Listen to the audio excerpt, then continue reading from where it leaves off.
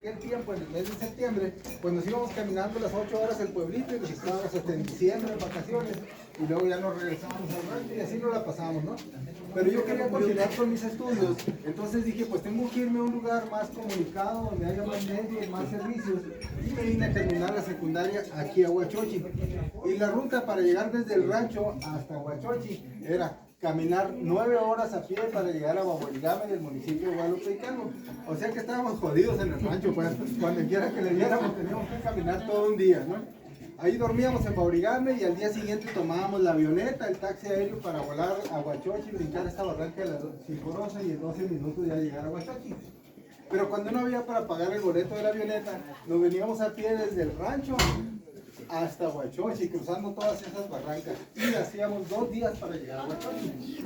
La primera noche dormíamos aquí abajo en el fondo de la barranca. Aquí abajo se llama Huerachi, pasa el río Verde. Ahí está a 600 metros sobre el nivel del mar, es clima tropical. Ahí dormíamos debajo de los árboles, en los arenales, sin cobija, porque ni modo de venir cargándolo con la cobija desde el rancho, ¿no? Ahí dormíamos siempre junto a una fogata, porque además nos decía mi papá que cuando durmiéramos en lugares muy apartados, que pusiéramos una fogata en la noche para que no se arrimaran los animales peligrosos, como pudo haber sido el puma o la onza. No sé si he venido a hablar de la onza. La onza sí es una especie de jaguar de acá del norte de México. Ahí dormíamos y el día siguiente subíamos esta cuesta y como a las 3 o 4 de la tarde del segundo día llegábamos a Huachochi. En aquel tiempo que pasábamos por aquí, un hermano mío menor de 12 años y yo de 14, no había este camino por donde ustedes bajaron, este camino de terracería de vehículos, no existía, era solamente un camino de a pie, un camino de herradura, y además no se divisaba la cascada porque el camino de a pie pasaba ahí donde está el obelisco por abajo por esa cañada y no se divisaba la cascada, por lo tanto este lugar no se conocía. ¿Cómo se dieron las cosas? Y con el tiempo llegué a ser presidente municipal de Huachochi. Un aplauso. Ya me están dando ganas de volver. Bueno, fui la primera vez porque fui 2 veces. O sea que en lugar de decirme Martín Solís, que es mi nombre, me dicen Modesto Solís. Y una de las grandes obras que decidimos hacer en aquel tiempo, siendo gobernador del estado Patricio Martínez en su segundo trienio, nos apoyó al presidente de Guadalupe y Calvo, que empieza el municipio de Guadalupe y Calvo, empieza de aquí del río para allá. Nos apoyó al presidente de Guadalupe y Calvo y a mí por parte de Huachochi, y en los 2 municipios con el apoyo del gobierno del estado abrimos este camino para comunicar pues a los 2 municipios. Y pues a mí en lo personal me emocionaba mucho el hecho de estar abriendo un camino donde me había tocado caminar a pie años atrás y además pues sabiendo de la necesidad que había de tener una obra de comunicación de este tipo. Por eso yo seguido venía a visitar los avances de la obra y fue así como llegué yo a este lugar. Porque cuando al frente del camino venía, ahí donde está el obelisco, divisamos por primera vez la cascada. En un mes de agosto, el tiempo de lluvias, agosto del 2003. Hace 22 años que Colón descubrió América. Porque en el mismo rato, pues nos venimos entre el cerro abriendo monte para llegar a conocer aquí este lugar. Y claro que en cuanto conocí aquí, me encantó. Y dije, pues no sé de quién será, pero de aquí soy. Investigando de quién era, pues resulta que era... ¿Se puede hacer eso? Sí, entonces resulta que eran unos tarahumaras que habían nacido unas casitas que están acá en la entrada. Todavía vive una indita hermana de los señores a los que les compré yo. Ellos nacieron acá, pero ya se habían ido a vivir acá arriba de la comunidad que se llama Ciénega Prieta. Fui a platicar con ellos para tratar de comprarles este pedazo de cerro, ¿no? Porque no era otra cosa más que puro monte, puro cerro. No había nada de lo que ahora vemos aquí. No había camino de acceso para acá, no había aquí ninguna construcción de vivienda ni árboles frutales plantados. Lo único que encontramos aquí, que tenía muestra de que alguien había habitado anteriormente aquí, fue esta piedra. Esta piedra que está aquí, con esta construcción aquí arriba. Imagínense esto al aire libre, rodeado de monte, ya se le había caído el techo. Esto está hueco hasta el nivel de la piedra y por el otro lado tiene una ventanita de piedra que en un principio no supimos qué era, sino hasta después, cuando fuimos a conocer las cuevas, donde están las ruinas, los vestigios de la cultura cocoyome. Los cocoyomes fue una tribu primitiva ya extinta que habitó en estos barrancos del municipio de Guadalupe Calvo, de Huachochi, Morelos, Patopilas, Urique, todos estos municipios que están sobre este río que pasa aquí abajo, que es el río Verde. Más abajo este río se une con el río Patopilas, el río Urique, y forman el río Fuerte que desemboca en la presa de Huites en Sinaloa. En todos estos barrancos se habla de los cocoyomes. Se dice que fue una tribu caníbal, que cuando los tarahumaras llegaron a la parte alta de la sierra, porque recordemos que originalmente los rarámuris no vivían aquí en las montañas, sino que vivían en las llanuras del centro del estado, y cuando los españoles llegan, los tarahumaras se vienen poco a poco desplazándose a las montañas para no dejarse dominar, pero llegando a la parte alta se dan cuenta que de este otro lado había alguien viviendo en los barrancos porque subían arriba a robarse a los niños para comérselos. Eso es lo que se dice. La verdad es que esa parte no está comprobada, dado que no ha habido investigaciones antropológicas, no existen los libros en la historia oficial. Es meramente lo que se platica por los lugareños de esta región. Se dice que por esa razón los rarámuris emprendieron una campaña de exterminio para acabar con los cocoyomes. Incluso hay por allí varias leyendas de cómo fue que los tarahumaras acabaron con los cocoyomes, y una de esas leyendas, a ver si me ha tocado escucharla, una de esas leyendas es que a los últimos cocoyomes que existían, como eran muy grandes, según que los tarahumaras los empezaron como se dice acá, los empezaron a maiciar, pues, a irlos amansando, ¿no? Y les daban comida y los ponían a trabajar, a labrar la tierra con unas estacas grandes, como ir talachando pues la tierra, y que les empezaron a dar tesguino, y que les empezó a gustar pues a los cocoyomes, y que ya una vez borrachos les cocían chilicote. No sé si alguien ha oído hablar de chilicote. No. Chilicotes son unos frijoles rojos así, que se usan a veces para tallar, así, bueno, cuando de niños, ¿no? Que se usan para tallar así de manera para quemarse, así, ¿no? De esos cocidos y la revolvían ya cuando estaban borrachos los cocoyomes, y pues ahí caían, ¿no? Entonces, bueno, esa es parte de las varias leyendas que hay por ahí. Entonces, no se sabe qué pasó. Lo cierto es que se acabaron los cocoyomes, o los acabaron, pero lo que sí es un hecho comprobable es que ahí están las cuevas, con casas dentro de las cuevas. Ahorita les voy a mostrar unas fotografías. Cuando yo voy a conocer una de estas cuevas acá abajo, me voy encontrando junto a las casas de los cocoyomes una construcción igualita que esta. Y adentro de algo como esto encontramos muchos olotes de un maíz pequeño. De hecho aquí navegaba un olotito, nomás que no sé qué curioso me lo robó aquí. Sí, unos olotes así pequeñitos. Entonces significa que esto era un granero, una troja, un silo donde guardaba la cosecha de los cocoyomes. Y eso también quiere decir que justo en estas tierras anduvieron, quizá para aprovechar las pocas tierras que hay aquí junto al agua, y para guardar temporalmente su cosecha de maíz, pues construyeron este granero. Y digo temporalmente porque aquí a lo cerquita no hemos encontrado viviendas de los cocoyomes, tal vez porque a esta altura no hay cuevas. Las casas más cercanas aquí a este lugar están por este arroyo abajo, justo por allí abajo donde se ven unos picachos así abajo contra el arroyo, nomás que hay que darle la vuelta por el otro lado. Ahí están las casas más cercanas aquí a este lugar. ¿Y qué más encontramos en los diferentes sitios que fuimos visitando? Pues todas estas piedras que están aquí, miren. Estas piedras que están aquí, que esta, por ejemplo, esta de acá es un metate hondo, ¿no? A diferencia de los metates actuales que son planos, en este caso como que al mismo tiempo le servía para moler y le servía de vasija o recipiente. Encontramos estas otras piedras, miren. Como un molcajete. Molcajete. Un crisol. De río, ¿no? Trabajó, quizás hasta un platito, ¿no? También este otro molcajetito, está chiquito.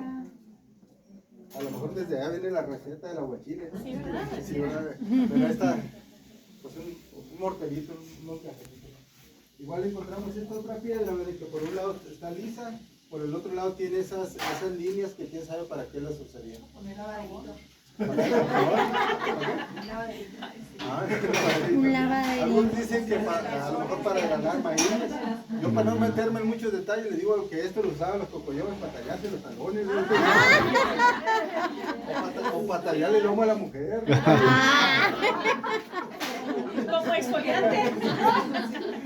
Y encontramos esta otra piedra. Fíjese. Esta otra piedra, que a ver qué figura le hayan. A ver, Ani. como una flecha. Ya investigando por ahí en el internet de las tribus primitivas aparece algo así como esto, montado en una horqueta de madera así amarrado con cuero, y esta es una hacha de piedra. Una hacha de piedra.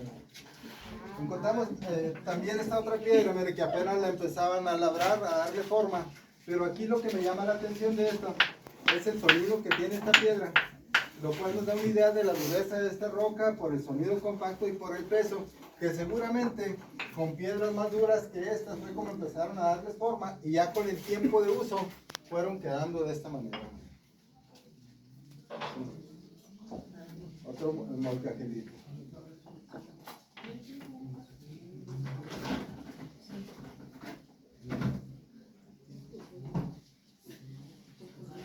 Aquí les presento una casa con el globo. Dice, están en las cuevas, las puertas bajitas y las ventanas altas. Una casa cocoyome, en las cuevas. ¿A qué se parece? A ver, ¿a qué lugar se parece? ¿No? O sea, 40 casas. A 40 casas, ¿no? Parecido. Y si se fijan los detalles de la construcción de las paredes, esta no es adobe, porque pudiéramos pensar que el adobe es lo más antiguo que hay en construcción, pero en este caso son capas de lodo, desde abajo hasta arriba. Y además se hizo una prueba de carbono 14 para determinar la antigüedad de estas construcciones y arrojó que hace 840 años que se construyeron. Más o menos coincide también con las 40 casas por el año 1200 que estaban en su apogeo, ¿no?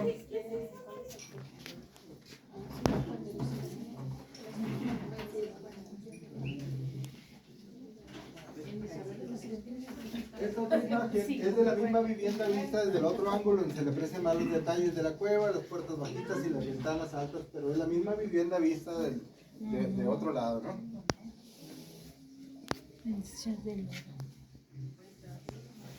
Allí enseguida se encontró una vivienda, pero de 2 pisos. Miren, aquí está la puerta del piso de abajo, aquí está la puerta del piso de arriba. Aquí está la vivienda. Esta es la puerta del piso de abajo y la puerta del piso de arriba. Una vivienda de 2 pisos que dicen que ahí vivía el presidente municipal. ¡Ay! O sea que había niveles.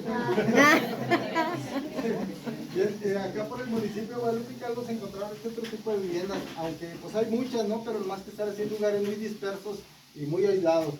Igual en las cuevas, ¿no?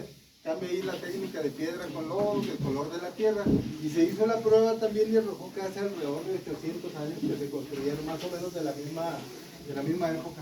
Allí enseguida se encontró igual otra vivienda del mismo estilo, ¿no?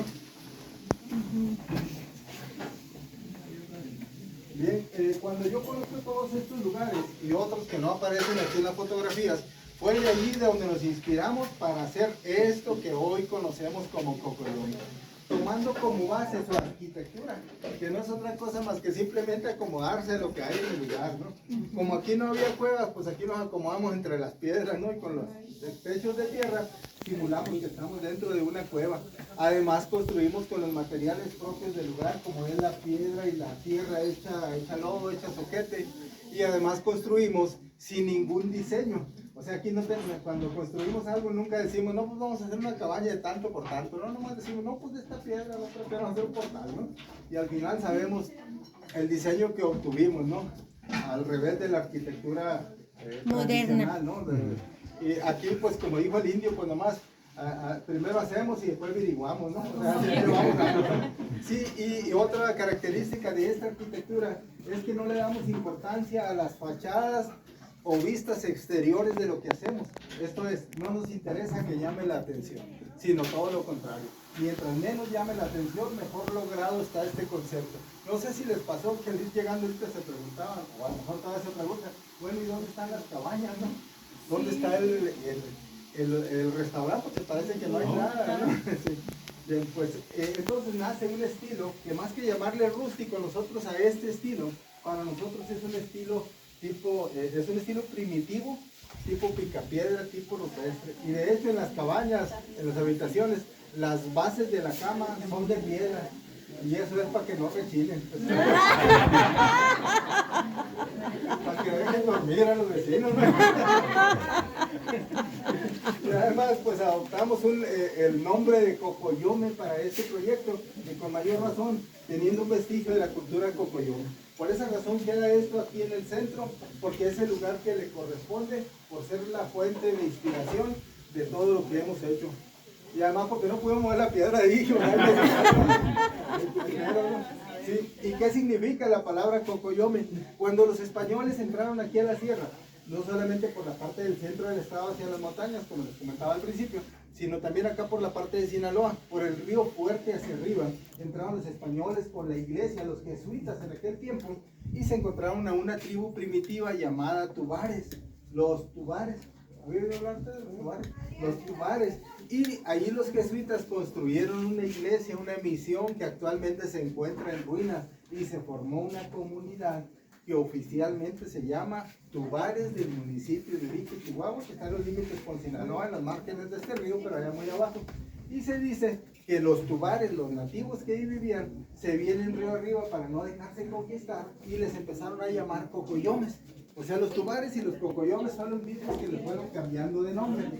Y resulta que en el Instituto de Antropología existen 80 palabras registradas del idioma Tubar, y entre ellas viene la palabra Cocoyome, que significa gente que mata para comer. A propósito, ¿qué tal estaban las cosas?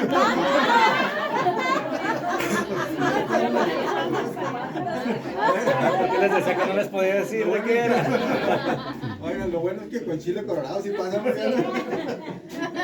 Eso es lo que significa la palabra Cocoyome en el idioma Tubar, gente que mata para comer. No se sabe si porque fueran caníbales o seguramente porque eran cazadores. Porque pues matar para comer, yo creo que todavía seguimos haciendo lo mismo, ¿no? Seguimos con las mismas mañas todavía, ¿no? Y además, nosotros aquí en Cocoyome adoptamos un eslogan, un lema que define el concepto, la filosofía de lo que aquí ofrecemos en Cocoyome. Y el lema de Cocoyome es el reencuentro con el origen, porque esa es la experiencia que pretendemos vivan quienes nos visitan, que se sientan como que se regresaron al pasado en el tiempo, a tener un momento de acercamiento con la vida primitiva de nuestros ancestros. No sé si se siente. Sí. Bien. Y además, el reencuentro con el origen no solamente tiene que ver con la parte de la arquitectura, los muebles, especialmente tiene que ver con la comida. Si se fijaron, son platillos, formas y sabores que no los vemos en otro lado. Pero tampoco los hemos creado nosotros aquí, no los hemos inventado, ¿no? Sino que simplemente hemos ido rescatando, retomando de la cultura gastronómica de esta región que estaba olvidada, casi perdida. Entonces, lo que aquí en Cocoyome, en esencia y en la práctica estamos haciendo es trayendo del pasado lo mejor de los sabores y poniéndolos en su mesa en este momento presente. A grandes rasgos, eso es Cocoyome.